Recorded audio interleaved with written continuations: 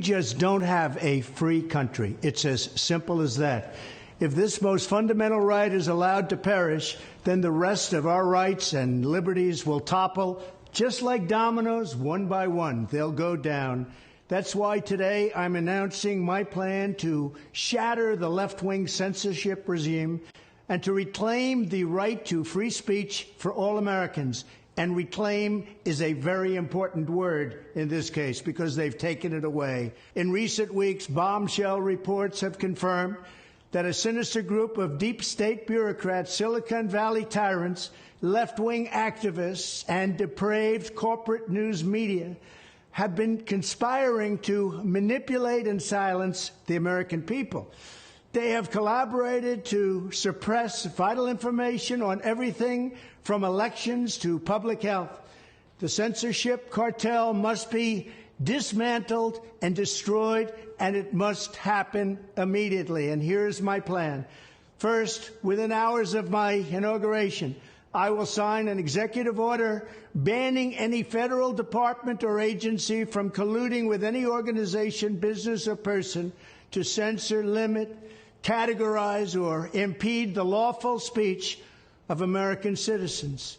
I will then ban federal money from being used to label domestic speech as mis- or disinformation.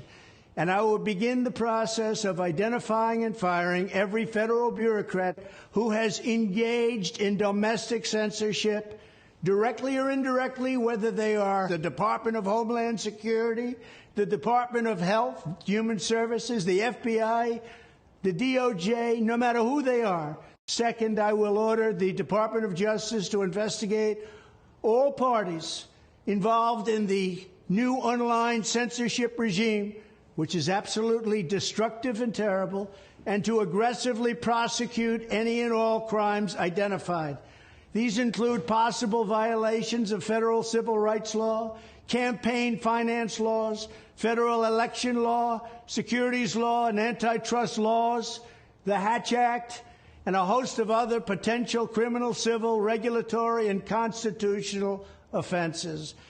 To assist in these efforts, I am urging House Republicans to immediately send preservation letters, and we have to do this right now, to the Biden administration, the Biden campaign, and every Silicon Valley tech giant, ordering them not to destroy evidence of censorship.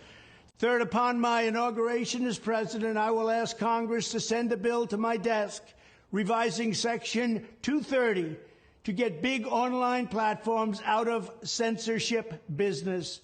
From now on, digital platforms should only qualify for immunity protection under Section 230 if they meet high standards of neutrality, transparency, fairness, and non-discrimination.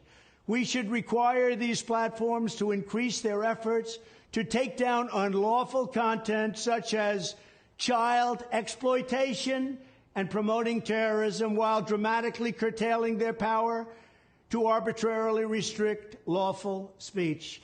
Fourth, we need to break up the entire toxic censorship industry that has arisen under the false guise of tackling so-called mis- and disinformation. The federal government should immediately stop funding all nonprofits and academic programs that support this authoritarian project. If any U.S. university is discovered to have engaged in censorship activities or election interferences in the past, such as flagging social media content for removal of blacklisting, those universities should lose federal research dollars and federal student loan support for a period of 5 years and maybe more. We should also enact new laws laying out clear criminal penalties for federal bureaucrats who partner with private entities to do an end run around the Constitution and deprive Americans of their First, Fourth, and Fifth Amendment rights. In other words, deprive them of their vote. And once you lose those elections, and once you lose your borders like we have, you no longer have a country. Furthermore, to confront the problems of major platforms being infiltrated by legions of former deep staters and intelligence officials, there should be a 7-year cooling-off period before any employee of the FBI, CIA, NSA, DNI, DHS, or DOD is allowed to take a job at a company possessing vast quantities of U.S. user data. Fifth, the time has finally come for Congress to pass a digital Bill of Rights. This should include a right to digital due process. In other words, government officials should need a court order to take down online content, not send information requests such as the FBI was sending to Twitter. Furthermore, when users of big online platforms have their content or accounts removed, throttled, shadow banned, or otherwise restricted, no matter what name they use, they should have the right to be informed that it's happening, the right to a specific explanation of the reason why, and the right to a timely appeal. In addition, all users over the age of 18 should have the right to opt out of content moderation and curation entirely and receive an unmanipulated stream of information if they so choose.